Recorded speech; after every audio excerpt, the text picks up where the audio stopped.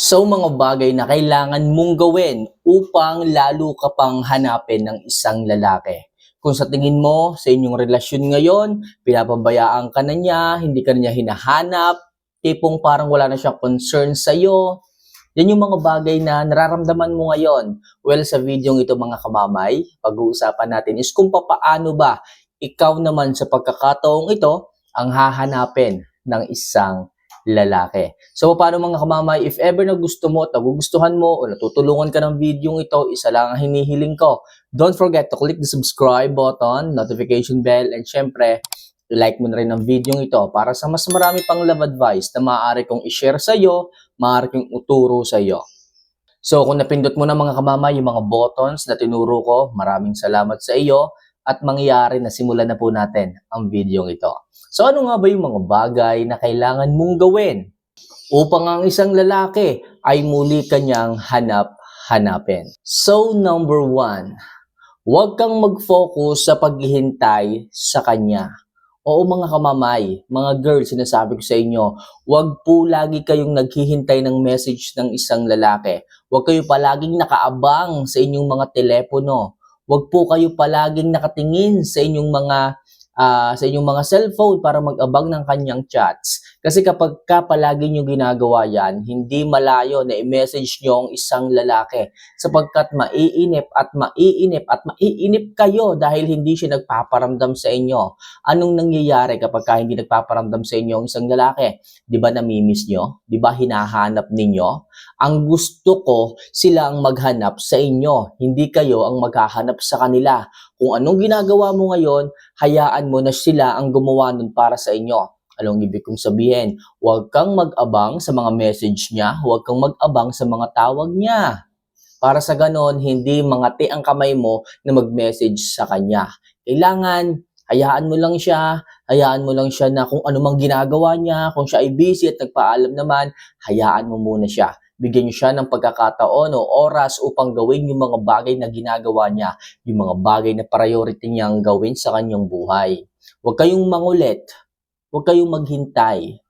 Okay? Kapag kasi kayo ay nangulit at naghintay, sigurado ako, hindi magkakaroon ng oras ang isang lalaki upang hanapin ka. Sapagkat lagi niyang nakikita ang message mo. Sapagkat lagi niyang nakikita ang mga missed calls mo. Hindi kanya mamimiss. Lalo lang siya mabubuwisit sa inyo kapag kaganyan. Pero kung hinahayaan mo lang ang isang lalaki na gawin ang kanyang obligasyon, na gawin ang kanyang mga bagay na dapat unahin, sigurado ako kapag wala siyang nakikitang message na galing sa iyo, kapag hindi ka naghihintay sa mga message na galing sa kanya, sigurado akong mamimiss ka ng isang lalaki at ikaw yung hahanap-hanapin niya sa pagkakataong ito. Ganyan lang ang sekreto mga kamamay, huwag kang magparamdam. Okay, alam mo naman siguro na mahal ka ng isang lalaki, hahanap-hanapin ka rin niya kapag siya ay wala nang ginagawa. So number 2, para sa ganun ay mas lalo kang hanapin ng isang lalaki. Huwag na huwag mo siyang masyadong paghihigpitan. Yes, mga kamamay. Ang hirap kasi sa ating mga kababaihan dyan. Pagka nakikita nyo na ang isang lalaki ay masayang nakikipag-basketball, nakikipaglaro, or kung anumang hilig ang kanyang pinupuntahan kasama ang kanyang mga barkada, ay pinagbabawalan ninyo, pinaghihigpitan ninyo. Huwag kayong ganyan mga girls, especially yung mga magjowa pa lang dyan. Huwag kayong maghihigpit sa inyong mga partner kung alam mo na masaya sila, kung alam mo na hindi naman yun nakakasira sa kanyang buhay. Hayaan nyo muna siyang maging masaya. Tandaan nyo, mag-partner pa lang kayo, or magjowa pa lang kayo, mag-boyfriend, mag-girlfriend pa lang kayo. Hayaan mo na maibigay yung kalayaan sa kanya. Hayaan mong sila mismo ang maghanap sa inyo. Sapagkat kapag siya ay masyado ng maraming oras sa kanyang kaibigan, sa kanyang mga tropa, sa kanyang mga nakakasama, ikaw naman ngayon ang kanyang iisipin. Ikaw naman ngayon ang kanyang pupuntahan at yayaya at bibigyan ng panahon at oras. Sapagkat nakasama na niya yung kanyang mga kaibigan. At saka isa pa rin dito, kung ikaw sa sarili mo pinaghihigpitan, pinagbabawalan mo siya sa mga bagay na nakapagpapasaya sa kanya, ikaw yung magiging kontrabida sa kanyang buhay. At gusto mo ba yon? Paano kanya hahanapin kung ganyan? Pero kung alam ng isang lalaki na ikaw ay todo suporta sa mga bagay na nakapagpapasaya sa kanya, sigurado ako mga kamamay, lagi kanyang hahanapin. Okay, lagi kanyang i-message, i-chat. Sabihin niya, "Babe, kamusta ka na ba? Ako eto, nandito ako sa laro namin ngayon ng basketball. Medyo namimiss ka na nga lang. Hayaan mo mamaya, dadaan ako diyan." 'Di ba? Eh di hinanap ka pa niya, pero kung paghihigpitan mo siya, anong sasabihin niya? "Babe, lagi na lang bang ganito? Lagi mo na lang ba ako paghihigpitan? Yung mga kaibigan ko naglalaro sila doon tapos ako tayong magkasama. Magkasama na nga tayong maghapon. Gusto mo hanggang magdamag, magkasama pa rin tayo. Hindi mo na ako pinayagang maglaro ng basketball. Championship namin ngayon." 'Di ba? So sino magiging masama ngayon? Eh 'di ba ikaw? Pero kung hahayaan mo siya, mas mamimiss ka niya. At pag uwi niya ng bahay, marami siyang balita sa iyo at excited siyang makipagkwentuhan sa iyo. At yun ang gusto kong puntuhin sa inyo.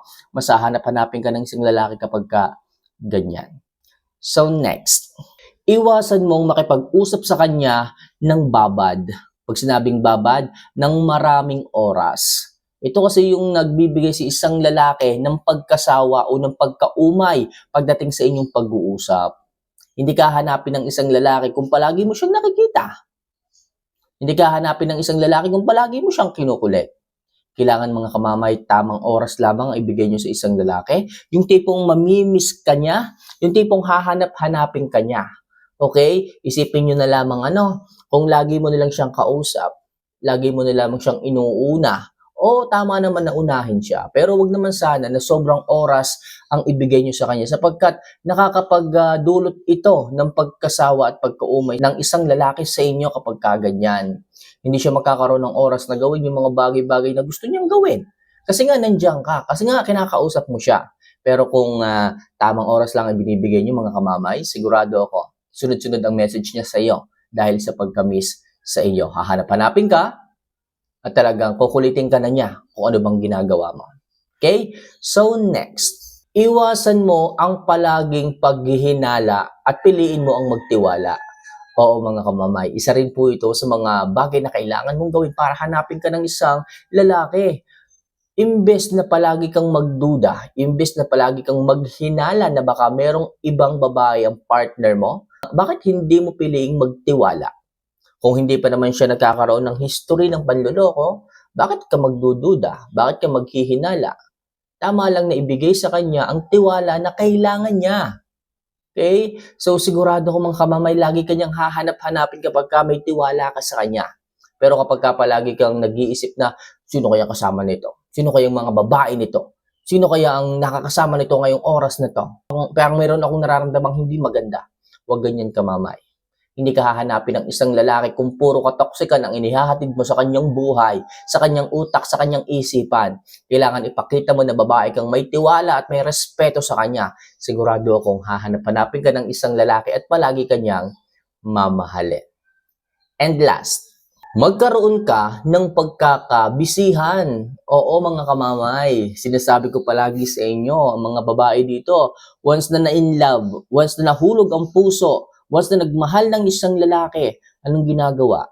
Ang daming oras, ang daming panahon, lagi nang hawak ay cellphone. Lagi nang tinawagan, nakala mo'y maaagaw yung kanilang mga partner, yung kanilang mga jowa. Tandaan niyo mga kamamay, mas mahalaga pa rin na magkaroon kayo ng pinagkakabisihan. Mahalaga pa rin na magkaroon kayo ng inuunang mga bagay-bagay. Hindi niyo kailangang ibuhos ang inyong oras sa pag-ibig sa isang relasyon. Kasi sangkap po na tamang oras lang ang inyong ibigay, na dapat maging busy kayo para hanap-hanapin din kayo ng isang lalaki. Tapos pagka kayo ay iniwan dahil sa daming-daming oras niyong ibinibigay, lagi niyong mini-message, lagi niyong tinatawagan, naumay na sa pagbabasa ng inyong anghahabang message, wala na silang gustong malaman sa inyong buhay. Kapag kaganyan, possible maghanap sila ng iba, possible maumay sila sa inyo.